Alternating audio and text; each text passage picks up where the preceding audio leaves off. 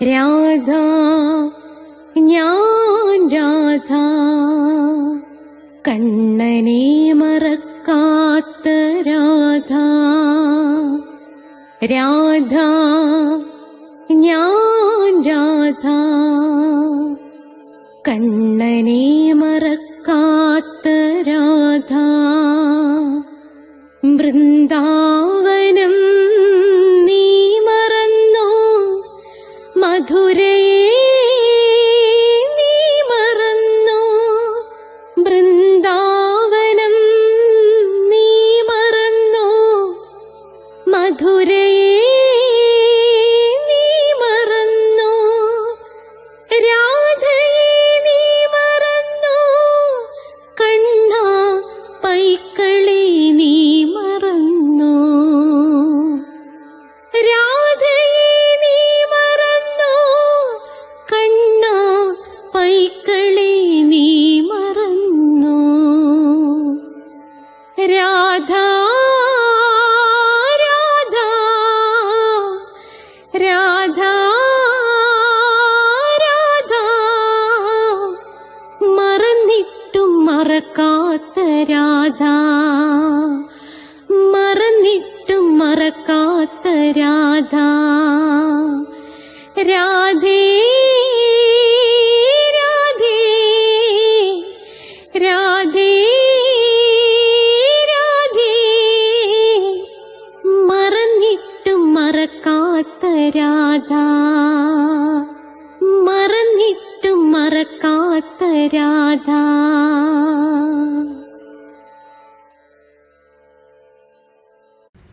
രാധേ രാധേ ഓ രാധേ രാധേ, രാധേ രാധേ ഓ രാധേ രാധേ. രാധേ രാധേ എന്ന ചാനലിലേക്ക് എല്ലാ പ്രേക്ഷകർക്കും സ്വാഗതം. ഇന്ന് കഠോപനിഷത്ത് 4ാമത്തെ എപ്പിസോഡിലേക്ക് കടക്കുകയാണ്. ഇന്ന് നിങ്ങളെ ഞാൻ 2ഉം 3ഉം ശ്ലോകങ്ങളാണ് പഠിപ്പിക്കാൻ പോകുന്നത്. 1ാമത്തെ ശ്ലോകം ഞാൻ പഠിപ്പിച്ചു കഴിഞ്ഞു. ഇന്ന് 2 ശ്ലോകങ്ങൾ പഠിപ്പിക്കും. 2ാമത്തതും 3ാമത്തതും. ഇതിനു മുമ്പുള്ള എപ്പിസോഡ് നിങ്ങൾ പ്ലേലിസ്റ്റ് എടുത്താൽ കഠോപനിഷത്ത് എന്നും പറഞ്ഞ് ഞാൻ കൊടുത്തിട്ടുണ്ട്. ഇത് സബ്സ്ക്രൈബ് ചെയ്യുന്നവർക്ക് എല്ലാ തിങ്കളാഴ്ചയും 12 മണിക്ക് നിങ്ങൾക്ക് നാരായണീയത്തിൻ്റെ ക്ലാസ് ലഭിക്കുന്നതാണ്. എല്ലാ ചൊവ്വാഴ്ചയും 12 മണിക്ക് കൃഷ്ണന്റെ കാമുകിയായ രാധാറാണിയുടെ ജീവിതകഥ നിരവധി റിസർച്ചുകൾ നടത്തി ആ ജനനം മുതൽ മരണം വരെയുള്ള സംഭവം അവതരിപ്പിച്ചുകൊണ്ടിരിക്കുകയാണ്. നിങ്ങൾ ചൊവ്വാഴ്ചത്തെ രാധയുടെ പ്രണയം കാണുക. കൃഷ്ണനെ കയ്യിലെടുക്കണമെങ്കിൽ രാധാജി വേണം. രാധാജി ഇല്ലാതെ ഒരിക്കലും കൃഷ്ണനെ കിട്ടില്ല. ബുധനാഴ്ച കഠോപനിഷത്ത്, വ്യാഴാഴ്ചയാണ് പ്രശസ്തമായ അഷ്ടപദി. വളരെ പ്രശസ്തമായതും രാധാകൃഷ്ണന്മാരെ ഒന്നിച്ചു കയ്യിൽ കിട്ടുന്നതുമായ ഒന്നാണ് അഷ്ടപദി. എല്ലാ വെള്ളിയാഴ്ചയും മോക്ഷം കിട്ടുന്നവർക്ക് വേണ്ടി ധമ്മപദത്തിൻ്റെ ക്ലാസ്സാണ്. ഇംഗ്ലീഷ് സംസാരിക്കാൻ വേണ്ടവർക്ക് സ്പോക്കൺ ഇംഗ്ലീഷിൻ്റെ വീഡിയോ ഇതിനകത്ത് ഇട്ടിട്ടുണ്ട്. അത് നിങ്ങൾ കാണുക. അല്ല എൻ്റെ അടുത്ത് നേരിട്ട് വന്ന് പഠിക്കാൻ ആഗ്രഹമുള്ളവർക്ക് ഞാൻ കൊല്ലത്താണ്. നിങ്ങൾക്ക് ഇവിടെ വന്നാൽ സ്റ്റേ ചെയ്യാനുള്ള സൗകര്യമുണ്ട്. സ്ത്രീകൾക്കും പുരുഷന്മാർക്കും എല്ലാം ഹോസ്റ്റൽ സൗകര്യങ്ങളുണ്ട്. കണ്ണൂരും കാസർഗോഡും ഒക്കെ ആളുകൾ വന്ന് ഇവിടെ വന്ന് പഠിക്കുന്നുണ്ട്. അതേ നമ്മുടേത് ഗ്യാരണ്ടീഡ് കോഴ്സാണ്. ഇംഗ്ലീഷ് സംസാരിച്ചിരിക്കും 101%. അതിനകത്ത് ആർക്കും ഒരു സംശയവും വേണ്ട.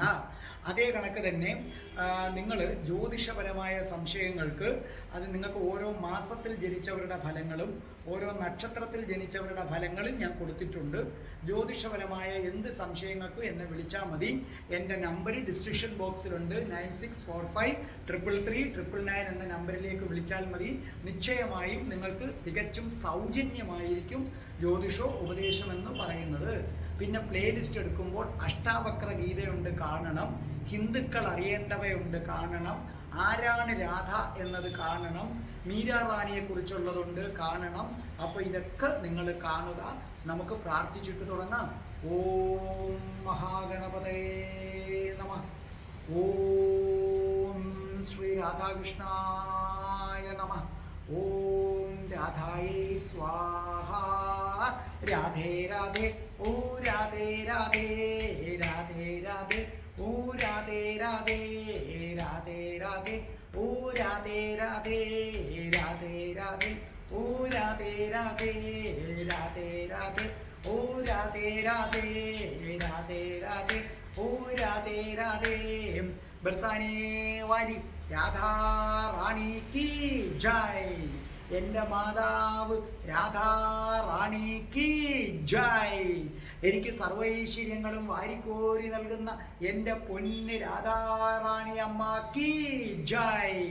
എന്നെ സർവ പാപങ്ങളിൽ നിന്നും മോചിപ്പിക്കുന്ന രാധാറാണി അമ്മ കി ജയ്. അപ്പോൾ നമുക്ക് ആരംഭിക്കാം. അപ്പോൾ ഒരു കാര്യം നമ്മൾ മനസ്സിലാക്കുക, നമുക്കെപ്പോഴും നമ്മുടെ ഉപനിഷത്ത് പഠിക്കുമ്പോൾ ഒരു പ്രത്യേക പ്രാർത്ഥനയുണ്ട്. ഇതുവരെ നമ്മൾ ചെയ്തത് നമ്മുടെ പ്രാർത്ഥനയാണ്. ഉപനിഷത്തിന് ഒരു പ്രത്യേക പ്രാർത്ഥനയുണ്ട്. അത് നമുക്ക് ചൊല്ലിക്കൊണ്ട് നമുക്ക് എന്ത് ചെയ്യാം, തുടങ്ങാം. ഓം സഹനാവവധൂ സഹനൗ ഭുനക്തു സഹവീര്യം കരവാവഹൈ തേജസ്വിനാവധീതമസ്തു മാ വിദ്വിഷാവഹൈ. ഓം ശാന്തി ശാന്തി ശാന്തി. അപ്പൊ നമുക്ക് ആരംഭിക്കാം. അതിനു മുമ്പ് കഠിന കൃഷ്ണഭക്തനായ ഞാനെങ്ങനെ രാധാഭക്തനായെന്ന വീഡിയോ കാണണം. കൃഷ്ണൻ്റെ അമ്പലത്തിലല്ലാതെ മറ്റൊരമ്പലത്തിലും പോകാത്ത ഞാൻ എങ്ങനെ രാധാഭക്തനായി, നിങ്ങൾക്കതിൻ്റെ ലിങ്ക് വേണമെങ്കിൽ ആവശ്യപ്പെട്ടാൽ ഞാൻ അയച്ചു തരുന്നതാണ്. ഇല്ലെങ്കിൽ പ്ലേലിസ്റ്റിൽ കിടപ്പുണ്ട്. രാധയുടെ പ്രണയത്തിൽ അതുണ്ട്, നിങ്ങളത് കേൾക്കണം. അതേ കണക്ക് തന്നെ രാധികാ കവചൻ 2 ഉണ്ട്. അതിൻ്റെ 2ൻ്റെയും ക്ലാസ് ഞാൻ എടുത്തിട്ടുണ്ട്. അതുകൂടാതെ നിങ്ങളുടെ പ്രിയങ്കരിയായ കൃഷ്ണപ്രിയ പാടിയിട്ടിട്ടുണ്ട്, കാണണം. അതുപോലെ തന്നെയാണ് രാധാ സഹസ്രനാമം.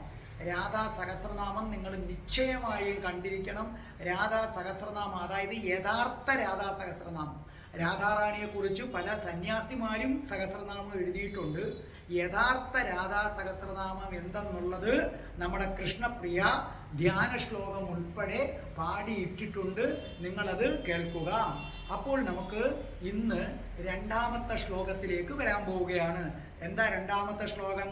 തം കുമാരം സന്തം ദക്ഷിണാസു നീയമാനാസു ശ്രദ്ധ അവിവേശസോമന്യതാം. അർത്ഥം എഴുതിക്കോ. തം തം അദ്ദേഹത്തിൽ, തം അദ്ദേഹത്തിൽ. കുമാരം കുമാരം കുമാരൻ, കുമാരം എന്നാണ് അർത്ഥം. സന്തം സന്തം നല്ലവനായ, നല്ലവനായ. അടുത്തത് തംഹ കുമാരം സന്ധം, അത്രയും ചേർത്തത്. തംഹ കുമാരം സന്ധം, നല്ലവനായ ആ കുമാരനെ, നല്ലവനായ ആ കുമാരനെ. ദക്ഷിണാസു, ദക്ഷിണാസു എന്ന് പറഞ്ഞാൽ ദക്ഷിണയായി, ദക്ഷിണയായി എന്നാണ് അതിൻ്റെ അർത്ഥം. നല്ലവനായ ആ കുമാരനെ എന്തു ചെയ്തു? ദക്ഷിണാസു എന്ന് പറഞ്ഞാൽ ദക്ഷിണയായി. പിന്നെ എന്താ പറഞ്ഞിരിക്കുന്ന? ശ്രദ്ധ. ശ്രദ്ധയുടെ അർത്ഥം എന്ന് പറയുന്നത് വളരെ ശ്രദ്ധിക്കേണ്ട ഒരു അർത്ഥമാണ് ശ്രദ്ധയുടേത്. അത് ഞാൻ പ്രത്യേകമായിട്ട് നിങ്ങൾക്ക് പറഞ്ഞു തരാം. അതായത് ശ്രദ്ധ എന്ന് പറഞ്ഞാൽ ഒരുപാട് അർത്ഥങ്ങളുണ്ട്. ഭഗവത്ഗീതയിൽ കൃഷ്ണൻ പറയുന്ന അർത്ഥം നിങ്ങൾ എഴുതിയിട്ടുള്ളൂ. എന്താണ് ശ്രദ്ധ? ശ്രദ്ധയുടെ അർത്ഥം ഇത് എഴുതിയിട്ടുള്ളൂ. ശാസ്ത്ര സത്യങ്ങളും ശാസ്ത്ര സത്യങ്ങളെയും ഗുരു പറഞ്ഞ കാര്യങ്ങളെയും ഗുരു പറഞ്ഞ കാര്യങ്ങളെയും നന്നായി മനസ്സിലാക്കി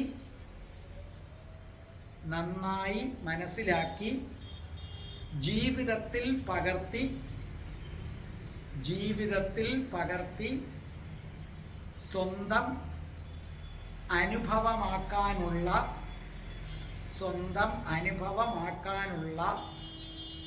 ബുദ്ധിയുടെ കഴിവാണ് ശ്രദ്ധ.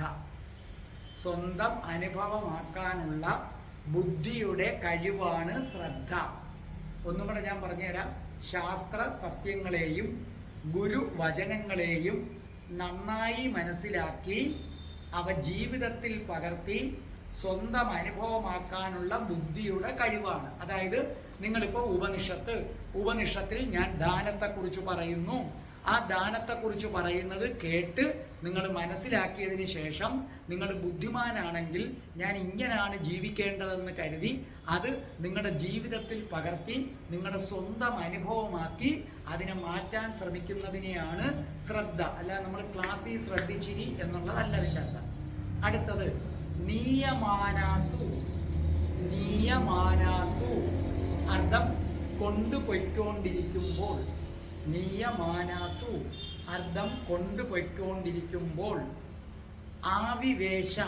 ആവിവേശ നിറഞ്ഞു. അപ്പൊ എന്താ ഈ ശ്ലോകം? ഇതൊരു കുഞ്ഞു ശ്ലോകമാണ്, വലിയ കാര്യമില്ല. പക്ഷെ ഇതിന്റെ അടുത്ത ശ്ലോകം വളരെ പ്രധാനമാണ്. ഇതൊരു കുഞ്ഞു ശ്ലോകം എങ്കിലും കുറച്ച് കാര്യമുണ്ട്. പക്ഷേ ഇതിന്റെ തൊട്ടടുത്ത ശ്ലോകം ഞാൻ ഇപ്പൊ പഠിപ്പിക്കാൻ പോയത്, ഇപ്പൊ ഞാൻ രണ്ടാ പഠിപ്പിക്കുന്നത്. മൂന്നാമത്തെ ശ്ലോകം നിങ്ങൾ ശ്രദ്ധിക്കണം. നിങ്ങൾ വരുത്തുന്ന പല പിഴവുകൾ, ആ പിഴവുകൾ ആ ശ്ലോകത്തിൽ ചൂണ്ടിക്കാണിക്കും. അത് ഞാൻ ഇപ്പൊ പഠിപ്പിക്കും ഇത് തീർന്നിട്ട്. ഇതിന്റെ അർത്ഥം ഇതാണ്: യാഗാവസാനം ഋത്തിക്കുകൾക്ക് എന്ന് പറഞ്ഞാൽ യാഗം ചെയ്യുന്നവർ, യാഗാവസാനം ഋത്തിക്കുകൾക്ക് കൊടുക്കാനുള്ള ദക്ഷിണകൾ കൊണ്ടുപോയിക്കൊണ്ടിരിക്കുകയാണ്. അപ്പോൾ ഇതെല്ലാം കൗതുകത്തോടെ നോക്കിക്കൊണ്ട് നിന്ന നചികേതസിന്റെ മനസ്സ് ശ്രദ്ധ കൊണ്ട് നിറഞ്ഞു. അവൻ വിചാരിച്ചു. അപ്പൊ ഈ പറഞ്ഞിരിക്കുന്ന ശ്ലോകത്തിന്റെ അർത്ഥം മനസ്സിലായില്ലേ? യാഗാവസാനം ഋദ്ധിക്കുകൾക്ക് കൊടുക്കാനുള്ള ദക്ഷിണകള് കൊണ്ടുപോയിക്കൊണ്ടിരിക്കുകയാണ്. അപ്പോൾ ഇതെല്ലാം കൗതുകത്തോടെ നോക്കിക്കൊണ്ട് നിന്ന നചികേതസിന്റെ മനസ്സ് ശ്രദ്ധ കൊണ്ട് നിറഞ്ഞു. അവൻ വിചാരിച്ചു. ഇത്രയുമാണ് ഏതിൻ്റെ അർത്ഥം? ഈ വരികളുടെ അർത്ഥം. അപ്പൊ ഇവിടെ നോക്കിക്കൊള്ളൂ. യാഗം ചെയ്യുന്നവൻ ഋദ്ധിക്ക്, ആ ഋദ്ധിക്കിന് കൊടുക്കുന്ന സാധനങ്ങൾ കൊണ്ടുപോയിക്കൊണ്ടിരിക്കുകയാണ്. അത് ഞാൻ പറഞ്ഞല്ലോ, പശുക്കളും ഒക്കെയാണ്. അതിങ്ങനെ നല്ലവണ്ണം നോക്കിക്കൊണ്ട് നിൽക്കുകയാണ് നമ്മുടെ നചികേതസ്. ഇവിടെ ഒരു കാര്യം മനസ്സിലാക്കുക. ഉപയോഗശൂന്യമായ കാര്യങ്ങളാണ് ഇവിടെ ഉദ്ദാലകൻ ഋദ്ധിക്കുകൾക്ക് കൊടുത്തിരിക്കുന്നത്. അതാണ് നചികേതസ് ശ്രദ്ധിക്കുന്നത്. ഉദ്ദാലകൻ ഒരിക്കലും ഒരു ആധ്യാത്മികമായി ഒരു ബന്ധവും ഉള്ള ഒരാളല്ല. ഉദ്ദാലകൻ എന്ന് പറഞ്ഞാൽ വളരെ പ്രശസ്തമായ ഒരു ധനിക കുടുംബത്തിൽ ജനിച്ച ആളാണ്.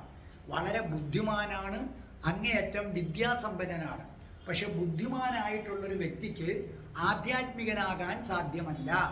ബുദ്ധി കൂടിപ്പോയതാണ് ഉദ്ദാലകന്റെ കുഴപ്പമെന്ന് പറയുന്നത്. ബുദ്ധിമാനായതുകൊണ്ട് ഇവിടെ അദ്ദേഹം ഒരു സൂത്രം പ്രയോഗിച്ചു. ഇവിടെ ഉദ്ദാലകൻ തനിക്കുള്ളത് ദാനം ചെയ്യുകയാണ്. അപ്പോൾ ഉദ്ദാലകൻ എല്ലാം ദാനം ചെയ്യുകയാണ്. ശരിക്കും ഇവിടെ ഉപനിഷത്ത് പറയുന്നത് ഉള്ളവൻ ഇല്ലാത്തവന് കൊടുക്കുക. അതായത് യഥാർത്ഥ സോഷ്യലിസവും കമ്മ്യൂണിസവും ഒക്കെ അങ്ങ് ഉപനിഷത്തിൽ നിന്നാണ് വന്നത്. അതിൽ നിന്നാണ് ഈ ആശയങ്ങൾ മറ്റുള്ളവർക്ക് കിട്ടിയതെന്ന് മനസ്സിലാക്കുക. അവരന്നത് നടത്തും. ഇവര് ഇന്നിത് പറയത്തതേ ഉള്ളു, ചെയ്യുന്നില്ല എന്നുള്ളതാണ് ഇതിൻ്റെ വ്യത്യാസം. യഥാർത്ഥ സോഷ്യലിസം ഇതാണ്. ഉപനിഷത്ത് പറയുന്നത് ഉള്ളവൻ ഇല്ലാത്തവന് കൊടുക്കണം. അതിനാണ് ഇങ്ങനെ ഒരു നിയമം വെച്ചിരിക്കുന്നത്. പക്ഷെ ഉദ്ദാലകനാകട്ടെ ബുദ്ധിമാനായതുകൊണ്ട് അവിടെ ഒരു സൂത്രപ്പണി ചെയ്തു. നമ്മൾ നമുക്കുള്ളത് കൊടുക്കണമെന്നല്ലേ, എന്നാൽ എനിക്ക് ഉപയോഗമില്ലാത്ത പശുക്കളെ ദാനം ചെയ്യാം. ഞാൻ മരിച്ചു ചെല്ലുമ്പോൾ ദൈവത്തോട് എനിക്ക് പറയാമല്ലോ, ഭഗവാനെ ഞാൻ 1000 പശുക്കളെ ദാനം ചെയ്തിട്ടുണ്ട്. ഈ 1000 ഉപയോഗമില്ലാത്തതാണ്. പക്ഷെ നചികേതസ് ഇതൊക്കെ ശ്രദ്ധിക്കുകയാണ്. അത് ഉദ്ദാലകൻ അറിയുന്നില്ല. ഒരു പിതാവിന് കാണാൻ കഴിയാത്ത പലതും പുത്രന് വ്യക്തമാകും. അതായത് നചികേതസ് മനസ്സിലാക്കുന്നു, ഉപയോഗമില്ലാത്തത് ദാനം ചെയ്യുന്നത് കൊണ്ട് ഗുണമില്ല എന്ന സത്യം നചികേതസ് മനസ്സിലാക്കുന്നു. പിതാവ് അറിയുന്നില്ല. അതാ ഞാൻ പറഞ്ഞത്, ഒരു പിതാവിന് മനസ്സിലാക്കാൻ പറ്റാത്തത് പുത്രന് മനസ്സിലാക്കാം. അതായത് എന്താന്ന് വെച്ച് കഴിഞ്ഞാൽ, ഒരു കണ്ണാടി കുറേ നാൾ ഒരിടത്ത് കാലപ്പഴക്കം കൊണ്ട് അത് പൊടി പിടിച്ചാൽ അതിനകത്ത് കാഴ്ച നല്ലതുപോലെ കിട്ടില്ല. അപ്പോൾ എന്ത് സംഭവിക്കും? ഈ നമ്മൾ വളർന്നു വരുന്നതിനനുസരിച്ച് നമ്മളുടെ മനസ്സെന്ന കണ്ണാടിക്കകത്ത് അസൂയ, അത്യാർത്തി, കാമം, പദവിക്ക് വേണ്ടിയുള്ള ആഗ്രഹം, ഇതൊക്കെ എങ്ങനെ പൊടി പോലെ നിറഞ്ഞു കിടക്കുന്നത് കൊണ്ട് വിവേകം നഷ്ടപ്പെടും. ആ വിവേകം നഷ്ടപ്പെട്ടത് കൊണ്ടാണ് ഉദ്ദാലകൻ ഉപയോഗമില്ലാത്തത് ദാനം ചെയ്തത്. പക്ഷെ കുട്ടികളുടെ മനസ്സിൽ അസൂയയില്ല, അത്യാർത്ഥിയില്ല, കാമമില്ല. അപ്പുറത്തെ വീട്ടുകാരന് ലോട്ടറി അടിച്ചെന്ന് പറഞ്ഞാൽ അവൻ ഗോലി കളിച്ചുകൊണ്ടിരിക്കുകയാണെങ്കിൽ അവൻ ആ ഗോലികളിൽ തുടരും. അവന് കാര്യങ്ങൾ കുറെ വ്യക്തമായി കാണാൻ സാധിക്കും. ഇപ്പോൾ ഈ നമ്മൾ വളർന്നു വരുന്നതിനനുസരിച്ച് നമ്മുടെ വിവേകം നഷ്ടപ്പെടുമെന്നുള്ളതിന് ഞാൻ പറഞ്ഞു തരാം. ഒരച്ഛൻ മകനെ പിടിച്ചിട്ട് പറഞ്ഞു, എടാ നിന്റെ അടുത്ത് ഞാൻ എത്ര തവണ പറഞ്ഞിട്ടുണ്ടടാ, നീ നിന്റെ അനുജനെ അടിക്കരുതെന്ന്. എടാ നമ്മളെക്കാൾ ചെറിയവരെ അടിക്കരുത്, നമ്മളെക്കാൾ ചെറിയവരെ അടിക്കുന്നത് തെറ്റാണെന്ന് ഞാൻ ഒരു 100 തവണ പറഞ്ഞു, എന്നിട്ടും നീ അത് കേട്ടില്ല അല്ലേ എന്ന് പറഞ്ഞു കൊടുത്തു അവന് 2 അടി. അവിടെ കിടന്ന കമ്പെടുത്ത് നല്ല ഉഗ്രൻ 2 അടി അടിച്ചു. കുട്ടി ഞെട്ടിപ്പോയി. കുട്ടി പറഞ്ഞു, അച്ഛനല്ലേ പറഞ്ഞത്, നമ്മളെക്കാൾ ചെറിയവരെ അടിക്കരുതെന്ന് അച്ഛനല്ലേ പറഞ്ഞത്? എന്നേക്കാൾ ചെറിയവനെ അടിച്ചപ്പോൾ അച്ഛൻ ഇപ്പൊ എന്നെ വഴക്ക് പറഞ്ഞില്ലേ? അങ്ങനെയാണെങ്കിൽ അച്ഛനേക്കാൾ ചെറുതല്ലേ ഞാൻ? അപ്പൊ അച്ഛൻ എന്നെ എന്തിനാണ് അടിച്ചത്? കണ്ടില്ലേ, കുട്ടികൾ നിഷ്കളങ്കരാണ്, അവർക്ക് വേഗം കാര്യം മനസ്സിലാക്കും. നചികേതസിന് 8 വയസ്സേ ഉള്ളൂ, മനസ്സിലായ? അവന്റെ അച്ഛന്റെ തെറ്റുകൾ ഇങ്ങനെ മനസ്സിലാക്കുകയാണ്. മനസ്സിലാക്കിയതിന് ശേഷം അവൻ ശ്രദ്ധയിലൂന്നി എന്നാണ് പറയുന്നത്. എന്ന് പറഞ്ഞാൽ ശ്രദ്ധ എന്ന് പറഞ്ഞാൽ വേദങ്ങളിൽ എന്ത് പറഞ്ഞിരിക്കുന്നു അതനുസരിച്ച് ചെയ്യണം. അപ്പോൾ വേദങ്ങളിൽ പറഞ്ഞു നല്ലത് ദാനം ചെയ്യണം, മോശപ്പെട്ടത് ദാനം ചെയ്യരുത്. അപ്പൊ അവൻ ശ്രദ്ധയിലൂന്നി എന്ന് പറഞ്ഞാൽ അവൻ ചിന്തിക്കാൻ തുടങ്ങി, എൻ്റെ അച്ഛൻ ചെയ്യുന്നത് തെറ്റാണ്, എൻ്റെ അച്ഛനെ ഇത് എങ്ങനെ പറഞ്ഞു മനസ്സിലാക്കിച്ചു കൊടുക്കും? ഈ ഉപയോഗശൂന്യമായ കാര്യങ്ങൾ കൊടുക്കുന്നത് വിലക്കിയിട്ട് ഉപയോഗമുള്ള കാര്യങ്ങൾ കൊടുക്കുന്നതിലേക്ക് എനിക്ക് അച്ഛനെ എങ്ങനെ കൂട്ടിക്കൊണ്ടുവരാൻ പറ്റും എന്ന് ആര് ചിന്തിക്കുകയാണ്? നചികേതസ് ചിന്തിക്കുകയാണ്. ഇനി നമുക്ക് 3ാമത്തെ മന്ത്രത്തിലേക്ക് കിടക്കാം. നോക്കിക്കോളൂ നിങ്ങൾ, ഈ 3ാമത്തെ മന്ത്രം ഞാൻ ഈ പാടുമ്പോൾ വീഡിയോയ്ക്കകത്ത് എഴുതി കാണിക്കുന്നുണ്ട്. നിങ്ങൾക്കതിൻ്റെ സ്ക്രീൻഷോട്ട് എടുക്കാം, എന്നിട്ടത് കമ്പ്യൂട്ടർ സെൻറ്ററിൽ കൊടുത്താൽ നിങ്ങൾക്കത് പിന്നെ പേപ്പറിനകത്ത് അവർ പ്രിൻ്റ് ചെയ്ത് വലിയായി കിട്ടുന്നതാണ് പുസ്തകമില്ലാത്തവർക്ക്.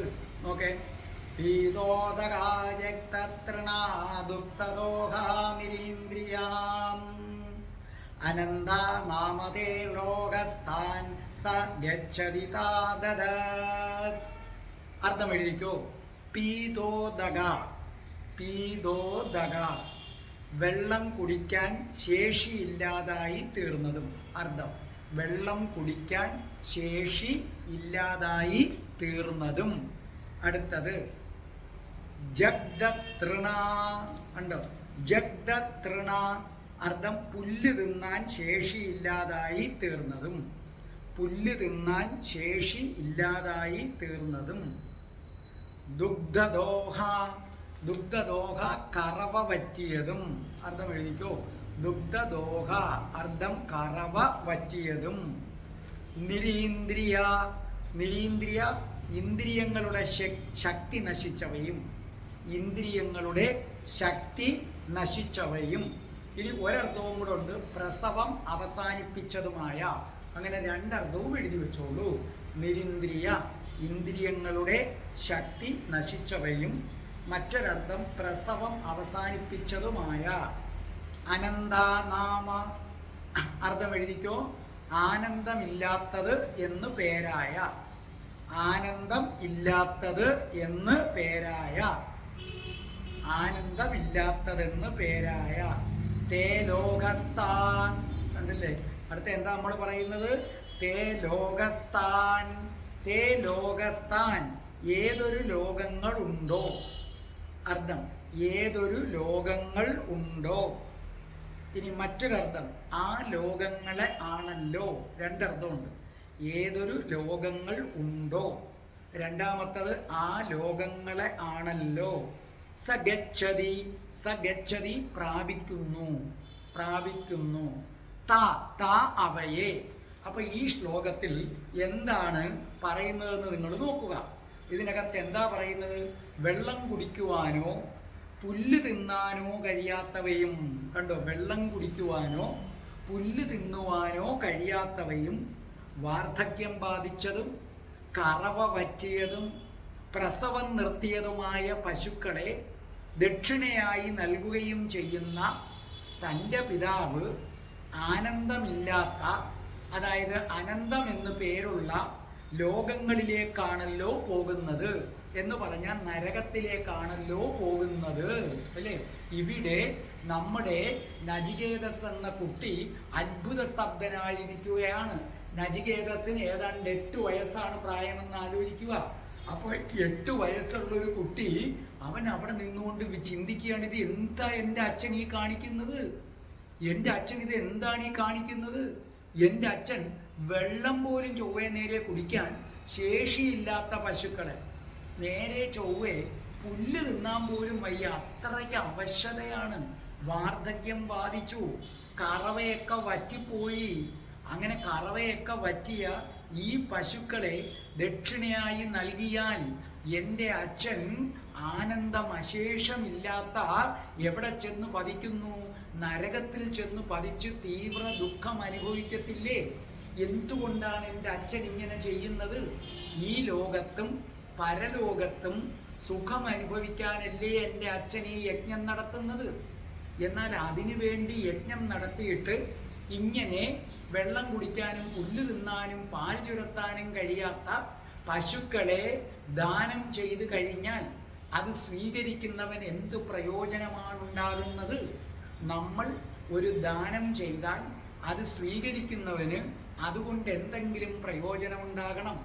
ഈ പശുക്കളെ കൊടുത്തു കഴിഞ്ഞാൽ ഈ ദാനം സ്വീകരിക്കുന്ന അവർക്ക് ഗുണമില്ലെന്ന് മാത്രമല്ല, ഒരു ഇതുമില്ലാത്ത, ഒരു ഉപയോഗവുമില്ലാത്ത ഈ പശുക്കളെ തീറ്റിപ്പോറ്റുന്നത് കൊണ്ട് നഷ്ടമല്ലേ സംഭവിക്കുകയുള്ളൂ? വേദവിധിപ്രകാരമാണ് എൻ്റെ പിതാവ് യജ്ഞം അനുഷ്ഠിക്കുന്നത്. എന്നാൽ എൻ്റെ ഈ പിതാവ് ഒരു കാര്യം എന്തേ മനസ്സിലാക്കാത്തത്? ഇതേ വേദം ഇങ്ങനെയുള്ള ദക്ഷിണകളെ വിലക്കുന്നുണ്ടല്ലോ. വേദത്തിൽ പ്രത്യേകം പറയുന്നു, മറ്റുള്ളവർക്ക് ഉപയോഗപ്രദമായതിനെ വേണം നീ ദാനം ചെയ്യാൻ. അപ്പൊ ഈ നടക്കുന്നത് അധർമ്മമാണ്, ആനന്ദമില്ലാത്ത നരകത്തിലാണ് എൻ്റെ അച്ഛൻ പതിക്കുന്നത്. സുഖം കാംക്ഷിച്ച് ചെയ്യുന്നു, അതിൻ്റെ വിപരീതമായ നരകത്തിൽ ചെന്ന് വീഴാൻ പോകുന്നു. അപ്പോൾ ഇവിടെ ലൗകിക സുഖം ലക്ഷ്യം വെക്കുന്നു. ഈ ലൗകിക സുഖത്തിൻ്റെ വലിയ ഭാവമാണ് സ്വർഗീയ സുഖം എന്ന് പറയുന്നത്. മനസ്സിലായില്ലേ? ഈ ലൗകിക സുഖം, നിങ്ങൾക്ക് ഈ ഭൂമിയിൽ എന്തൊക്കെ സുഖം കിട്ടുന്നുവോ അതിൻ്റെ വലിയ രൂപമാണ് സ്വർഗീയ സുഖം. ഇപ്പൊ ഭൂമിയിൽ നിങ്ങൾക്ക് സ്ത്രീ സുഖം കിട്ടുന്നു, സ്ത്രീകൾക്ക് പുരുഷ സുഖം കിട്ടുന്നു. പക്ഷെ ഇവിടെ പല തരത്തിൽപ്പെട്ടവരുണ്ട്. നമ്മൾ സാധാരണക്കാരുടെ ഭാഷയിൽ കാണാൻ കൊള്ളാവുന്ന സ്ത്രീ, കാണാൻ കൊള്ളാവുന്ന പുരുഷൻ, കാണാൻ അത്ര ചന്തമില്ലാത്ത പുരുഷൻ, അത്ര ചന്തമില്ലാത്ത സ്ത്രീ. പക്ഷെ സ്വർഗലോകത്ത് സ്ത്രീകള് സൗന്ദര്യത്തിന്റെ മൂർത്തിമത് രൂപമാണ്, പുരുഷന്മാര് സൗന്ദര്യത്തിന്റെ മൂർത്തിമത് ഭാവമാണ്. ജരാനരകളൊന്നും ബാധിക്കുന്നില്ല. അപ്പൊ ലൗകിക സുഖത്തിന്റെ വലിയ ഭാവമാണ് സ്വർഗീയ സുഖം. ബുദ്ധിയുള്ളവൻ അതും വേണ്ടെന്ന് വെക്കും. അതുകൊണ്ടാണ് മറ്റു മതങ്ങൾ സ്വർഗത്തം വരെ മാത്രമേ പറയുന്നുള്ളൂ. മറ്റു മതങ്ങളൊക്കെ ഞങ്ങൾക്ക് സ്വർഗരാജ്യത്തെത്തണമെന്നാണ് പറയുന്നത്. ഹിന്ദു മതം പറയുന്നത് സ്വർഗരാജ്യത്തെത്തിയാൽ വീണ്ടും ഭൂമിയിൽ വരും, ഞങ്ങൾക്ക് മോക്ഷം വേണം. അതിനും മുകളിലാണ് ഏതെന്ന് പറയുന്നത്, മോക്ഷം എന്ന് പറയുന്നത്. ഇതാണ് മറ്റു മതവും ഹിന്ദു മതവും തമ്മിലുള്ള വ്യത്യാസം. മറ്റു മതങ്ങൾ സ്വർഗം വരെ പറയുന്നുള്ളൂ, സ്വർഗത്തിനപ്പുറത്തേക്കുള്ള ഒന്നിനെക്കുറിച്ചും പറയുന്നില്ല. അത് ഹിന്ദുമതം മാത്രമാണ് പറയുന്നത്. സ്വർഗത്തിനും അപ്പുറത്തൊരെണ്ണമുണ്ട്, അതാണ് മോക്ഷം എന്ന് പറയുന്നത്. അപ്പോൾ എൻ്റെ പിതാവ് ലൗകിക സുഖം, എൻ്റെ പിതാവ് ഒരു സുഖഭോഗിയാണ്. അപ്പം ലൗകിക സുഖവും ഈ ഭൂമിയിൽ ജീവിക്കുമ്പോൾ നല്ല ലൗകിക സുഖം വേണം. മരിച്ചു കഴിഞ്ഞാൽ സ്വർഗരാജ്യത്ത് ചെന്ന് ലൗകിക സുഖത്തിൻ്റെ വലിയ രൂപമായ സ്വർഗീയ സുഖം അനുഭവിക്കണം. അങ്ങനെ സുഖം കിട്ടാൻ വേണ്ടി ചെയ്യുന്ന ആ കർമ്മത്തിൽ പോലും എൻ്റെ പിതാവ് സത്യസന്ധത പുലർത്തുന്നില്ല. അവിടെ പോലും അദ്ദേഹം കള്ളം കാണിക്കുന്നു. ഇതാണ് നചികേതസിനെ വല്ലാതെ വിഷമിപ്പിക്കുന്നത്. നചികേതസ് എന്ന കുഞ്ഞിന് സത്യം ദർശിക്കാൻ കഴിഞ്ഞു, കാരണം അവൻ നിഷ്കളങ്കനാണ്. എന്നാൽ ഇങ്ങനെ പശുക്കളെ കൊടുക്കുന്നത് ശരിയല്ല എന്ന് ഉദ്ദാലകനും അറിയാം. എല്ലാ മനുഷ്യരിലും ഒരു കുട്ടിയുണ്ട്, ഒരു കുട്ടിയുടെ നിഷ്കളങ്കതയുടെ അംശം അവരുടെ മനസ്സിലുണ്ട്. പക്ഷെ വളർന്നു വരുന്നതിനനുസരിച്ച് കളങ്കങ്ങൾ കൂടി കൂടി കൂടി കൂടി വരും. അപ്പോൾ ആ ഉദ്ദാലകനും അറിയാം ഇത് ശരിയല്ലെന്ന്. എങ്കിലും അദ്ദേഹം വിചാരിക്കുന്നത് ദാനം ചെയ്യണം, ദാനം ചെയ്യണം, ഞാൻ ദാനം ചെയ്തല്ലോ, ഞാൻ ദാനം ചെയ്തല്ലോ. ഒരു കബളിപ്പീരാണ്. എന്താണ്? നിഷ്കളങ്കതയില്ലാത്തവരിങ്ങനെയാണ് കുറുക്കു ബുദ്ധിയിലൂടെ കബളിപ്പിക്കാൻ ശ്രമിക്കും. അതാണ് ഇവിടെ ഉദ്ദാലകൻ ചെയ്യുന്നത്. പക്ഷെ നചികേതസ് എന്ന ബാലൻ നിഷ്കളങ്കനാണ്. അവന് സത്യം ദർശിക്കാൻ കഴിഞ്ഞു. ഇത് നിങ്ങളൊന്ന് ശ്രദ്ധിച്ചു കേട്ടോളണം. നിങ്ങൾ ഒരാൾക്കൊരു ഷർട്ട് കൊടുക്കുന്നു. അങ്ങനെ കൊടുക്കുന്നത് എന്തായിരിക്കും? നിങ്ങൾക്ക് ഇട്ടുമതിയായ ഷർട്ടാണ്. നിങ്ങൾ കുറേ നാൾ ഇട്ട് കഴിഞ്ഞു. നിങ്ങൾക്ക് ഇട്ട് മതിയായ ഒരു ഷർട്ടാണ് ഒരാൾക്ക് നിങ്ങൾ കൊടുക്കുന്നത്. ഓർമ്മിക്കുക. ഇതുകൊണ്ട് ഈ വരികൾ നിങ്ങളെ ഓർമ്മിപ്പിക്കുന്ന കാര്യമാണ് ഈ പറയുന്നത്. ഇത് വളരെ ശ്രദ്ധിക്കണം. അതിനാ നമ്മൾ ഉപനിഷത്ത് പഠിക്കണമെന്ന് പറയുന്നത്. നിങ്ങളുടെ പ്രവർത്തികൾ സൂക്ഷ്മമല്ലെങ്കിൽ നിങ്ങൾക്ക് ബൂമറാങ് പോലെ തിരിച്ചടിക്കുമെന്നറിയുക. സത്യത്തിൽ ഉപനിഷത്ത് പഠിക്കാത്ത പലർക്കും അവർക്ക് അവർ ചെയ്യുന്ന പ്രവർത്തികൾ ബൂമറാങ് പോലെ തിരിച്ചടിച്ചിരിക്കും. നോക്കൂ, നിങ്ങളാകട്ടെ ഒരാൾക്കൊരു ഷർട്ട് കൊടുക്കുന്നു. അത് ശരിക്കും പറഞ്ഞാൽ നിങ്ങൾക്ക് ഇട്ട് മതിയായ ഷർട്ടാണ്. ഇത് ഏതുപോലെയാണെന്നറിയാമോ? നമ്മുടെ ഉദ്ദാലകൻ കറവ പറ്റിയ പശുവിനെ കൊടുക്കുന്നത് കൊണ്ട് അവൻ നരകത്തിൽ ചെന്ന് വീഴുമെന്ന് പറയുന്നത് പോലെ നിങ്ങൾക്ക് ഇട്ടുമതിയായ ഷർട്ട് കൊടുക്കുമ്പോൾ അത് ദാനമല്ല, ദാനത്തിന് വിപരീതമാണ്. അതാ കൊടുത്തില്ലെങ്കിൽ കൊടുത്തില്ലെന്നേ ഉള്ളൂ. കൊടുത്ത് നരകം എരന്നു വാങ്ങിക്കരുത്. നിങ്ങളങ്ങനല്ല, ഞാൻ ഇതൊക്കെ കൊടുത്തു. ഒരിക്കൽ എന്നെ വിളിച്ച ഒരു സ്ത്രീ പറഞ്ഞതാണ്, കുറേ വീട്ടിലിരുന്ന കുറേ പഴയ സാരികളും പഴയ ഡ്രസ്സുകളും എല്ലാം എടുത്ത് അനാഥാലയത്തിൽ കൊടുത്തു. ഞാൻ പുറമേ ഒന്നും പറഞ്ഞില്ല, മനസ്സിൽ പറഞ്ഞു, നരകം വിലയ്ക്ക് വാങ്ങുകയാണ് നിങ്ങൾ. മനസ്സിലായ? എൻ്റെ ഈ പ്രേക്ഷകർ മനസ്സിലാക്കുക, ഇവിടെ ഉദ്ദാലകൻ നരകം വിലയ്ക്ക് വാങ്ങുന്ന എങ്ങനെ? ഉപയോഗശൂന്യമായ, തനിക്ക് ഉപയോഗിച്ചു മതിയായ സാധനങ്ങൾ കൊടുത്തു. അങ്ങനെ കൊടുക്കരുതെന്ന് വേദം പറഞ്ഞിട്ടുണ്ട്. അതിന് വിപരീതമായി ചെയ്തതുകൊണ്ടാണ് ഉദ്ദാലകൻ നരകത്തിൽ പോയി വീഴും. ഇത് നചികേതസിന് മനസ്സിലായി. അതുപോലെ നിങ്ങൾ ഇട്ടുമതിയായ ഷർട്ട്, ഇട്ടുമതിയായ സാരി, വീട്ടിലിരിക്കുന്ന പഴയ സാധനങ്ങളൊക്കെ കൊടുക്കുന്നു. ആഹാരമാണെങ്കിലോ അധികം വരുമ്പം നമ്മൾ പറയത്തില്ലേ, അയ്യോ ഇതെല്ലാം കൂടെ ഇരുന്ന് പാഴായി പോവുമല്ലോ, നമുക്ക് ആർക്കെങ്കിലും കൊടുത്തു കളയാം, ദാ പറ്റുന്നു വീണ്ടും നരകത്തിൽ പോയി. ഇങ്ങനെ നിങ്ങൾ ദിവസേന നരകം എരന്ന് വാങ്ങിച്ചു കൊണ്ടിരിക്കുകയാണ്. ശ്രദ്ധിച്ചു കേട്ടോണം. അതായത് നിങ്ങൾ എന്താണ് ദാനം ചെയ്യേണ്ടതെന്നതിനെ കുറിച്ച് ഞാൻ പറഞ്ഞു തരാം. ക്രിസ്ത്യൻസിന്റെ ഇടയിൽ ഒരു കൊച്ചു വിഭാഗമുണ്ട്. ക്വാക്കേഴ്സ് എന്നാണ് അവരുടെ പേര്. ക്വാക്കേഴ്സ് ഇവിടുത്തെ കാര്യമല്ല. ക്രിസ്ത്യൻസിന്റെ ഇടയിൽ ഒരു കൊച്ചു വിഭാഗമാണത് ക്വാക്കേഴ്സ് എന്ന് പറയുന്നത്. ഈ ക്വാക്കേഴ്സിന് ഒരു നിയമമുണ്ട്. എല്ലാ ആഴ്ചയിലും ഓരോ അംഗവും ഓരോ വസ്തുവും ദാനം ചെയ്യണം. എന്നാൽ അത് അയാൾ ഏറ്റവും കൂടുതൽ സ്നേഹിച്ച വസ്തുവായിരിക്കണം. എന്ന് പറഞ്ഞാൽ നിങ്ങൾ ദാനം ചെയ്യുന്നത് നിങ്ങൾ ഉപേക്ഷിക്കുവാൻ ഇഷ്ടപ്പെടാത്ത വസ്തുവായിരിക്കണം. മനസ്സിലായില്ലേ? ക്രിസ്ത്യൻസിൻ്റെ ഇടയിലുള്ള ക്വാക്കേഴ്സ് അവരുടെ ഒരു നിയമമാണ്. എല്ലാ ആഴ്ചയിലും ഓരോ അംഗം ഒരു വസ്തു ദാനം ചെയ്യണം. അത് പഴയതല്ല, അത് ആദ്യം അറിയുക. അത് നമ്മൾ ഏറ്റവും കൂടുതൽ സ്നേഹിക്കുന്ന ഒരു വസ്തുവായിരിക്കണം. നിങ്ങൾ ഉപേക്ഷിക്കുവാൻ ഇഷ്ടപ്പെടാത്ത ഒരു വസ്തുവായിരിക്കണം. നോക്കൂ, നിങ്ങളൊരു ഷർട്ട് വാങ്ങിച്ചു, അത് 2 ദിവസമോ 3 നേരമോ അങ്ങനെ ഇട്ടിട്ടുള്ളൂ. നിങ്ങൾക്ക് ഭയങ്കര ഇഷ്ടപ്പെട്ട ഷർട്ട്, നിങ്ങൾക്കതിട്ടാൽ നല്ല ചേരും. അപ്പോഴാണ് ഒരാൾ വരുന്നത്, എനിക്ക് ഇടാനായിട്ട് എന്തെങ്കിലും തരുമോ? അല്ലെങ്കിൽ നിങ്ങൾ വിചാരിക്കുന്നു നമുക്ക് കുറച്ച് ഡ്രസ്സ് ആർക്കെങ്കിലും, ഒരു അനാഥാലയത്തിലും ആർക്കെങ്കിലും കൊടുക്കണം. നിശ്ചയമായും നിങ്ങൾ കൊടുക്കേണ്ടത്, നിങ്ങളൊരു വസ്ത്രം വാങ്ങിച്ചുകൊണ്ട് വന്നിട്ട് നിങ്ങൾ പറഞ്ഞില്ലേ, 2 3 വെട്ടമേ ഇട്ടിട്ടുള്ളൂ, നിങ്ങൾക്ക് നല്ല ചേരും, നിങ്ങൾക്ക് ഭയങ്കരമായിട്ട് ഇഷ്ടപ്പെട്ടു, അതാ കൊടുക്കേണ്ടത്. മനസ്സിലായ? അതാണ് കൊടുക്കേണ്ടത്. ആ ഡ്രസ്സ് കൊടുത്താൽ സ്വർഗരാജ്യത്തേക്ക് പോകും. നിങ്ങൾ അത് കൊടുക്കത്തില്ല. നിങ്ങൾക്ക് വലിയ തൃപ്തി ഇല്ലാത്ത മതി, ഇനി ഇത് ഇവിടെ ഇരുന്നിട്ടും കാര്യമില്ല എന്നതാണ് നിങ്ങൾ കൊടുക്കുന്നത്. അതേ കണക്ക് അനാഥാലയത്തിൽ നിങ്ങൾ വളരെ ശ്രദ്ധിക്കുക. അനാഥാലയത്തിൽ നിങ്ങൾ എന്ത് ചെയ്യും? നിങ്ങളുടെ അമ്മയുടെ ആണ്ട്, അച്ഛൻ്റെ ആണ്ട്, അവരുടെ ആണ്ട്, ഇവരുടെ ആണ്ട്, ബർത്ത്ഡേ ഒക്കെ വരുമ്പോൾ നിങ്ങൾ ചെയ്യുന്നത് 90% പേരും ബ്രേക്ക്ഫാസ്റ്റിലും ഒതുക്കും. എന്താ ചെയ്യുന്നത്? ഇഡ്ഡലി സാമ്പാർ. സത്യം പറഞ്ഞാൽ നിങ്ങൾ എപ്പം നരകത്തിൽ പോയി വീണെന്ന് പറഞ്ഞാൽ മതി. ഈ അനാഥാലയത്തിൽ ഇടയ്ക്കും മുറയ്ക്കും ഒക്കെ പോകുന്ന ഒരാളാണ് ഞാൻ.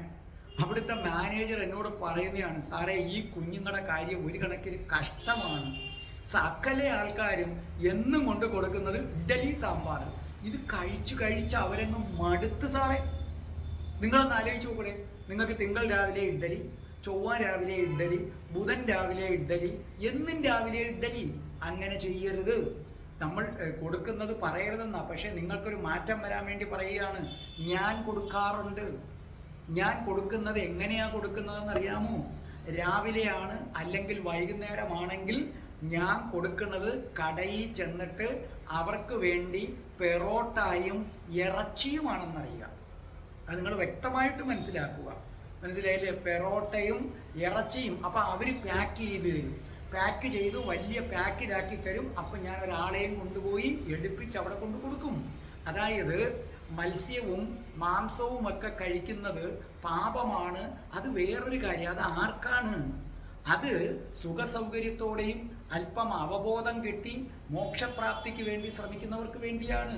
അനാഥാലയത്തിലെ കുഞ്ഞുങ്ങളെ സംബന്ധിച്ചിടത്തോളം അവർക്ക് ഈ ജന്മം അങ്ങനെ അവബോധം കിട്ടുക മറ്റു കാര്യങ്ങളൊന്നും വേണ്ട. അവർക്ക് തൃപ്തി ഉള്ളത് കൊടുക്കേ. അവര് ഭക്ഷിച്ചോട്ടെ, നിങ്ങൾ ഭക്ഷിക്കണ്ട. അത് ഞാൻ പറയാം, നിങ്ങൾ ഭക്ഷിക്കണ്ട മത്സ്യവും മാംസവും. കാരണം നമുക്ക് ദൈവം കുറച്ചും കൂടെ മെച്ചപ്പെട്ട നില തന്നു. നമ്മൾ മോക്ഷത്തിലേക്ക് പോവുകയാണ്. അതിന് ജീവനുള്ള വസ്തുക്കളെ കൊന്നു നിന്നുന്നത് ആപത്താണ്. പക്ഷേ ഈ അനാഥാലയത്തിലെ കുട്ടികൾ, അവർക്ക് തൽക്കാലം മോക്ഷപ്രാപ്തിയൊന്നും വേണ്ട. ജീവിച്ചിരിക്കുമ്പം വായിക്ക് രുചിയായിട്ടുള്ള ഭക്ഷണം മതി. ഞാൻ അവർക്ക് വേണ്ടി അങ്ങനെ ചെയ്യുന്നത്. പെറോട്ട വാങ്ങിച്ച്, ഇറച്ചിയും വാങ്ങിച്ച്, ഐസ്ക്രീമും വാങ്ങിച്ചു കൊടുക്കും. അതിൻ്റെ കൂടെ അവർക്ക് ഈ കൊക്കോകോള വാങ്ങിച്ചു കൊടുക്കും. കൊക്കോകോള കുടിക്കരുതെന്ന് എല്ലാവരുടെ അടുത്തും പറയുന്ന ഒരാളാണ് ഞാൻ. കൊക്കോകോളയും ഈ പെപ്സിയും അങ്ങനെയുള്ള ഡ്രിങ്ക്സുകളൊന്നും കുടിക്കരുത്, അതൊക്കെ കുഴപ്പമാണെന്നൊക്കെ പറയുന്നതാണ്. കോളകളൊന്നും കഴിക്കല്ലേ എന്ന് ഞാൻ എപ്പോഴും പറയുന്നതാണ്. പക്ഷേ അനാഥാലയത്തെ കുട്ടികൾ വല്ലപ്പോഴും ഒരിക്കൽ അവർക്കൊരു കൊതി കാണത്തില്ലേ? നമ്മളൊക്കെ സ്ഥിരം കുടിക്കുന്നവരായതുകൊണ്ടാണ് അത് കുടിക്കല്ലേ നമ്മൾ പറയുന്നത്. അനാഥാലയത്തിലെ കുട്ടികൾക്കൊരു കൊതിയുണ്ട്, അത് കൊടുക്കണം. ഞാൻ ഉച്ചയ്ക്കാണെങ്കിൽ അവർക്ക് ബിരിയാണിയാണ് വാങ്ങിച്ചുകൊണ്ട് കൊടുക്കുന്നത്. മനസ്സിലായില്ലേ? ചിക്കൻ ബിരിയാണിയോ ഏതാന്ന് വെച്ചാൽ അത് നമ്മൾ കടയിൽ ചെന്ന് ഓർഡർ ചെയ്യും. ഓർഡർ ചെയ്യുമ്പോൾ ഒന്നുകിൽ അവർ തന്നെ കൊണ്ട് അനാഥാലയത്തിൽ എത്തിക്കും, അല്ലെങ്കിൽ നമ്മുടെ എൻ്റെ ഒരാൾ അവിടെ ചെന്നിട്ട് അയാൾ ചെന്ന് ഇത് കൊണ്ടുവന്ന് എത്തിക്കും. അതിൽ സുഭിക്ഷമായിട്ട് കഴിക്കും. അപ്പോൾ ഈ മാനേജർ എന്നോട് പറഞ്ഞതാണ്, സാറ് മാത്രമേ ഉള്ളൂ വല്ലപ്പോഴും ഇങ്ങനെ ഒരു വെറൈറ്റി ഫുഡ് കൊണ്ടുവരുന്നത്. പിന്നെ റെയറായിട്ട് ചിലർ കൊടുക്കാറുണ്ട്, വളരെ റെയർ. പക്ഷെ ഈ കുഞ്ഞുങ്ങൾ എന്നും സാറേ ഇഡ്ഡലി സാമ്പാർ നിശ്ചയമായും നിങ്ങൾ നരകത്തിൽ പോയി പതിക്കും. ഒരിക്കൽ ഇവിടെ എൻ്റെ വീടിൻ്റെ അടുത്ത് തന്നെ കുളി നടന്നു. അയാളുടെ അച്ഛൻ മരിച്ചതിൻ്റെ കുളി നടന്നു. ലാസ്റ്റ് കുറേ സാധനങ്ങൾ അധികം വന്നു. അപ്പോൾ അതെല്ലാം കൂടെ പറക്കി കെട്ടിക്കൊണ്ട് അനാഥാലയത്തിൽ പോയി. അപ്പോൾ ഒരു അനാഥാലയം എടുക്കത്തില്ല, കാരണം എല്ലായിടും ഇപ്പോൾ പ്രീ ബുക്കിംഗ് ആണ്. ആലോചിച്ച് നോക്കി, അവരത് തിരിച്ചു കൊടുത്തുവിട്ടു, കൊണ്ടുവന്ന് വെട്ടി മൂടി. അതിനു മുമ്പ് അവർക്കത് അനാഥാലയത്തിൽ കൊടുക്കാമല്ലോ. അധികം വന്ന സാധനം ഇവർ നരകത്തിൽ പോകും. ഈ ശ്ലോകം വളരെ പ്രധാനപ്പെട്ട ശ്ലോകമാണ്. നിങ്ങൾ ആലോചിക്കുക. നിങ്ങളെ സംബന്ധിച്ചിടത്തോളം നിങ്ങൾ നോക്കൂ, ഇവിടെ ഉദ്ധാലകൻ തനിക്ക് ഉപയോഗിച്ച് മതിയായ പശുക്കളെ ദാനം ചെയ്യും. പശു ഒരു സിമ്പൽ മാത്രമാണ്. പശുവിൻ്റെ സ്ഥാനത്ത് ഷർട്ടാകാം, ചുരിദാറാകാം, ആഹാരമാകാം. ഉപയോഗിച്ചു മതിയായതെന്തും ദാനം ചെയ്യുന്നവൻ ആനന്ദം അല്പം പോലും ഇല്ലാത്ത നരകത്തിലാണ് ചെന്ന് പതിക്കുന്നതെന്ന് നിങ്ങൾ മനസ്സിലാക്കുക. പ്രിയപ്പെട്ട പ്രേക്ഷകരെ, ഉപനിഷത്ത് നിങ്ങൾ നിശ്ചയമായും പഠിക്കണം. ഉപനിഷത്ത് നമുക്ക് കീറി മുറിച്ച്, അതിലെ ഉപനിഷത്ത് സത്യത്തിൻ്റെ സമീപത്തേക്ക് നയിക്കുന്നത് എന്നാണ്. ഇനി വലിയ ധനികര് ചെയ്യുന്ന സംഭാവന, സത്യത്തിൽ ഈ ധനികര് ചെയ്യുന്ന സംഭാവന, അതും നിങ്ങൾ ആലോചിക്കുക. പല ധനികരും ചെയ്യുന്ന സംഭാവന ഹൃദയത്തിൽ അലിവ് വന്നിട്ടല്ല. അതായത് കയ്യിലുള്ള പണത്തിൻ്റെ ഉപയോഗം മുഴുവനും ഇല്ലാതായി തീർന്നു. ഭയങ്കര ഇപ്പം അംബാനി അങ്ങനെയൊക്കെ പോലുള്ളവർ, അംബാനി, ടാറ്റ, ബിർള, അവരെ സംബന്ധിച്ചിടത്തോളം പണം കൊണ്ട് വാങ്ങിക്കാൻ കഴിയാവുന്നതിൻ്റെ പരമാവധി അവർ വാങ്ങിച്ചു. ഇനി അവർക്ക് പണം കൊണ്ട് വാങ്ങിക്കാൻ ഒന്നുമില്ല. പക്ഷെ പണം ഇങ്ങനെ കെട്ടിക്കിടക്കുകയാണ്. നല്ലതുപോലെ മനസ്സിലായില്ലേ? നമ്മളെ ഇവിടുത്തെ ഓരോരുത്തരും വലിയ പണക്കാരൊക്കെ അല്ലേ, എന്തോ യൂസഫ് അലി എന്തോ പേരൊക്കെ ഞാൻ മറന്നുപോയി, അങ്ങനെയൊക്കെ ഉണ്ടല്ലോ നമ്മളെ ലുലു മാളിൻ്റെ ഓണർ അല്ലേ, പിന്നെ അതേ കണക്ക് തന്നെ നമ്മളിവിടുത്തെ വലിയ വലിയ പണക്കാരൊക്കെ ഉണ്ടല്ലോ. ഇവരെയൊക്കെ സംബന്ധിച്ചിടത്തോളം അവരുടെ കൂട്ടത്തിൽ പിന്നെ അവരുടെ ഇരട്ടി പണമുള്ള ടാറ്റായും ബർലായും പിന്നെ അതേ കണക്ക് ലുലു മാളിൻ്റെയൊക്കെ ഓണർ യൂസഫ് അലി എന്നങ്ങാണ്ടിൻ്റെ പേര്, അദ്ദേഹവും ഇവിടെ രവിപിള്ള, അങ്ങനെ ഒരുപാട് പണക്കാരുണ്ട്. ഇവരെ സംബന്ധിച്ചിടത്തോളം പണം കൊണ്ട് വാങ്ങാവുന്നതെല്ലാം അവർ വാങ്ങിക്കഴിഞ്ഞു, സകലതും വാങ്ങിക്കഴിഞ്ഞു. ഇനി പണം കൊണ്ട് എന്ത് ചെയ്യും? അവർക്കിനി പണം കൊണ്ടൊന്നുമില്ല, എന്നാൽ ഇഷ്ടം പോലെ പണം കെട്ടിക്കിടക്കുന്നു. അപ്പൊ അവരെന്നാ ചെയ്യുന്നതെന്നറിയാമോ? ഉടനെ അനാഥരുടെ കല്യാണം നടത്തുന്നു. നോക്കൂ, ഇത് പ്രശസ്തിക്ക് വേണ്ടിയുള്ള ഒരു സൂത്രപ്പണിയാണ്. ഇത് സ്വർഗരാജ്യത്തേക്ക് കയറാനുള്ള, ദൈവത്തിൻ്റെ ഇഷ്ടം കിട്ടാനുള്ള, നാട്ടുകാരുടെ ഇഷ്ടം കിട്ടാനുള്ള ഒരു സൂത്രപ്പണിയാണ്. കാരണം പണം കൊണ്ട് വാങ്ങിക്കാവുന്നതിൻ്റെ പരമാവധി വാങ്ങിച്ചു, പിന്നെയും പണം കെട്ടിക്കിടക്കുകയാണ്. നമ്മൾ ആഹാരം തിന്നാവുന്നതിൻ്റെ പരമാവധി തിന്നു, പിന്നെയും കുറേ ആഹാരം അധികം വന്നു, എന്നാൽ ഇത് ആർക്കെങ്കിലും കൊടുത്തു കളയാം. അതുപോലെ ഇവർക്ക് അധികം വന്ന പണം എടുത്തിട്ട് ഇവർ കല്യാണം നടത്തിയിട്ട്, ഇവരെങ്ങനെ കല്യാണം നടത്തുന്നത്? നാട്ടുകാരെ മൊത്തം അറിയിക്കും, പത്രക്കാരെ വിളിക്കും, പത്രക്കാർ വന്നിട്ട് പിന്നെ മന്ത്രിമാരൊക്കെ വരും, ഒരു പ്രസംഗവും നടത്തി ഈ 100 പേരെ നിരത്തി നിർത്തിയിട്ട് ഇതാ 101 അല്ലെങ്കിൽ 1001 അല്ലെങ്കിൽ 501 അനാഥ പെൺകുട്ടികളുടെ കല്യാണം ഞാൻ നടത്തുന്നു. ഇത് ടി വിയിൽ വരും. സത്യത്തിൽ ഒന്ന് ആലോചിച്ച് നോക്കേ. അപ്പൊ ടി വിയിൽ കാണിക്കുക, അതാ ഇത്രയും പേര് അനാഥകളാണ്, എൻ്റെ മഹാമനസ്കത കൊണ്ട് ഇവരുടെ കല്യാണം നടക്കുകയാണ്. പാപമില്ലേ, മഹാപാപമില്ലേ? യഥാർത്ഥത്തിൽ ഒരു ധനികൻ ഇത് ചെയ്യാം, ധനികനൊന്നും ചെയ്യണ്ടെന്നല്ല, അവൻ്റെ കയ്യിൽ അധികം പണം ഇരിക്കുന്നു, അവന് ചെയ്യാം. പക്ഷേ ഇരുതല മറ്റൊരാൾ അറിയരുത്. മറ്റൊരാൾ അറിയാതെ 101 പേരെ കണ്ടെത്തി രഹസ്യമായിട്ട് അവരുടെ കല്യാണം കഴിപ്പിച്ച് അവർക്ക് ആവശ്യമുള്ളത് കൊടുത്തു വിട്ടാൽ ആ ധനികൻ സ്വർഗത്തിൽ, സംശയമൊന്നും വേണ്ട, ആ ധനികൻ സ്വർഗത്തിലും. അതാ വലത് കൈ കൊണ്ട് ചെയ്യുന്നത് ഇടത് കൈ അറിയരുതെന്ന് കർത്താവ് പറഞ്ഞിരിക്കുന്നത്. നീ ചെയ്യും, നിനക്ക്, അതായത് നിങ്ങളൊരു ദാനം ചെയ്യുമ്പോൾ നിങ്ങൾക്ക് എന്താ വേണ്ടത്? ജനമറിഞ്ഞ കയ്യടിയാണോ? എന്നാൽ ദൈവത്തിൻ്റെ ബുക്കിൽ പ്രവേശനമില്ല. അതല്ല, ദൈവം അറിഞ്ഞാൽ മതിയെങ്കിൽ ജനം അറിയരുത്. മനസ്സിലായി? ഇതിൽ ഒന്ന് നടക്കണം. അങ്ങനെയാണ് ചെയ്യേണ്ടത്. ദാ ബിർളയൊക്കെ കണ്ടില്ലേ, എല്ലാം തീർന്നു, ഇനി ഒന്നും ചെയ്യാനില്ല. അപ്പൊ പിന്നെ എന്ത് ചെയ്തു? ക്ഷേത്രം പണിയുന്നു. അപ്പൊ ക്ഷേത്രം പണിയുന്നതിലൂടെ നമുക്ക് സൂത്രത്തിൽ ചെയ്യാമെന്നാണ്. ക്ഷേത്രം പണിയുന്നത് നല്ല കാര്യം, പക്ഷെ അങ്ങനല്ല. അത് ഹൃദയത്തിൽ ഭക്തി കൊണ്ട് നിറഞ്ഞ്, ആ ഹൃദയത്തിൽ ഭക്തി കൊണ്ട് നിറഞ്ഞാണ് ക്ഷേത്രം പണിയുന്നതെങ്കിലും ഒക്കെ. അതേസമയം കയ്യിലിരിക്കുന്ന പൈസ ഇനി എന്ത് ചെയ്യണമെന്നറിയാൻ വയ്യ, എന്നാൽ പിന്നെ ക്ഷേത്രം പണിഞ്ഞാൽ അതുകൊണ്ട് മോക്ഷം കിട്ടുമെന്ന് കരുതി ചെയ്യുന്നു. ഇതെല്ലാം തെറ്റായ രീതികളാണ് എന്ന് ഉപനിഷത്ത് പറഞ്ഞിരിക്കുന്നു. ഇവിടെ ഉദ്ദാലകൻ പശു പാല് തരാതായിരിക്കുന്നു, ഇനി പുതിയതായിട്ട് പശുവിന് ഒന്നും തരാനില്ല. എന്നാൽ അതെന്ത് ചെയ്തു കളയാം? ആർക്കെങ്കിലും ദാനം ചെയ്തു കളയാം. നിങ്ങൾ ഈ ഷർട്ട് ഇട്ടിട്ടൊരു പരുവമായി, ഇനി ഇതിനോടുള്ള മമത തീർന്നു, എന്നാൽ അത് ആർക്കെങ്കിലും കൊടുത്തേക്കാം. അല്ല, നിങ്ങൾക്ക് ഏറ്റവും പ്രിയപ്പെട്ടതിനെ ദാനം ചെയ്യണം. അതാണ് ഇൻഡയറക്റ്റ് ആയിട്ട് പല മതങ്ങളിലും പറഞ്ഞിരിക്കുന്നത്, ഇല്ലേ? പുത്രനെ ബലി കൊടുക്കാൻ ആവശ്യപ്പെട്ടു എന്ന് പറയത്തില്ലേ? പുത്രനെ ബലി കൊടുക്കാൻ ആവശ്യപ്പെട്ടു എന്ന് പറഞ്ഞാൽ എന്താ അതിൻ്റെ അർത്ഥം? ഹിന്ദുമതത്തിലും ഉണ്ട്, ഹിന്ദുമതത്തിലും പറയും, ചിലയിടത്ത് ഇങ്ങനെ പറയുന്നുണ്ട്, പുത്രനെ ബലി കൊടുക്കാൻ ആവശ്യപ്പെട്ടു എന്ന് പറഞ്ഞാൽ അതിൻ്റെ അർത്ഥം മകനെ കൊല്ലുക എന്നുള്ളതല്ല, നിനക്ക് ഏറ്റവും പ്രിയപ്പെട്ടതിനെ ഉപേക്ഷിക്കാമോ? അതാണ് ഏറ്റവും പ്രിയപ്പെട്ടതിനെ ദാനം ചെയ്യണം എന്നതിൻ്റെ ഇൻഡയറക്റ്റ് ആയ പറച്ചിലാണ് പുത്രനെ ബലി കൊടുക്കാൻ ആവശ്യപ്പെട്ടു. അപ്പോൾ പുത്രനെ തന്നെ ബലി കൊടുക്കാൻ പോയി, അപ്പോൾ ഭഗവാൻ പ്രത്യക്ഷപ്പെട്ടു എന്ന് പറഞ്ഞാൽ നമുക്ക് പ്രിയപ്പെട്ടതിനെ ദാനം കൊടുക്കാൻ തയ്യാറാകുമെങ്കിൽ ആ സമയത്ത് നമുക്ക് ദൈവീകത ഉണ്ടാകും എന്ന നല്ല പാഠമാണ് ഈ പുത്രനെ ബലി കൊടുക്കാൻ പിന്നെ പറഞ്ഞു എന്നതിലൂടെ സൂചിപ്പിക്കുന്നത്. വളരെ മനോഹരമായൊരു ഭാഗമാണ്. പക്ഷെ അത് നമ്മൾ ഉദ്ദേശിക്കുന്ന ബലിയല്ല, ഏറ്റവും പ്രിയപ്പെട്ടതിനെ കൊടുക്കുക. ഇത് നചികേതസിന് വളരെ വ്യക്തമായിട്ടും മനസ്സിലായി. അപ്പം നചികേതസ് ഒരു കാര്യം മനസ്സിലാക്കി, എൻ്റെ പിതാവ് മറ്റുള്ളവരെ കബളിപ്പിക്കാൻ ശ്രമിക്കുകയാണ്. കണ്ടില്ലേ? മുതിർന്നവർക്ക് ഒരു കുട്ടിയെ പോലും കബളിപ്പിക്കാൻ പറ്റുന്നില്ല. നചികേതസിന് പോലും മനസ്സിലായി തൻ്റെ പിതാവ് കബളിപ്പിക്കുകയാണെന്ന്. അപ്പോൾ പിന്നെ ദൈവത്തെ നിങ്ങൾക്ക് എങ്ങനെ കബളിപ്പിക്കാൻ കഴിയും? അപ്പോൾ ഓർമ്മിക്കുക, ഇന്നു മുതൽ നിങ്ങൾ എന്ത് ദാനം ചെയ്യുന്നതും നിങ്ങൾക്ക് പ്രിയപ്പെട്ടതായിരിക്കണം എന്ന് നിങ്ങൾ കരുതുക. ഇനി ഗൗരവകരമായ ഇതിലേക്ക് കടക്കാൻ പോവുകയാണ് ഉപനിഷത്ത്.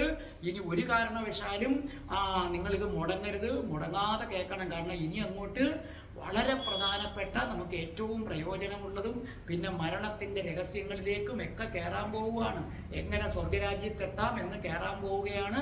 അപ്പം രാധേ രാധേ പ്രേക്ഷകരെ, ഇന്നു തൊട്ട് നിങ്ങൾ മറ്റൊരാളായിരിക്കണം. നിങ്ങൾ വീട്ടിൽ കുറേ പഴയ ഡ്രസ്സ് കിടക്കുന്ന എടുത്തു കൊടുക്കല്ലേ. അങ്ങനല്ല, നിങ്ങൾക്ക് കൊടുക്കാം. നിങ്ങൾക്ക് ഏറ്റവും പ്രിയപ്പെട്ട കുറച്ച് ഡ്രസ്സ് ഉപേക്ഷിച്ചിട്ട് അതിൻ്റെ കൂടെ ഇതും കൂടെ നിങ്ങൾക്ക് ചേർത്ത് കൊടുക്കാം. അങ്ങനെ ചെയ്യണം. അപ്പം നമുക്ക് വീണ്ടും അടുത്ത ബുധനാഴ്ച കാണാം. രാധേ രാധേ, ഓ രാധേ രാധേ, രാധേ രാധേ, ഓ രാധേ രാധേ, രാധേ രാധേ, ഓ രാധേ രാധേ, രാധേ രാധേ, ഓ രാധേ രാധേ, രാധേ രാധേ, ഓ രാധേ രാധേ, രാധേ രാധേ, ഓ രാധേ രാധേ. ഓം ശ്രീം ഹ്രീം ക്ലീം ഐം രസേശ്വരി രാധികായേ സ്വാഹ.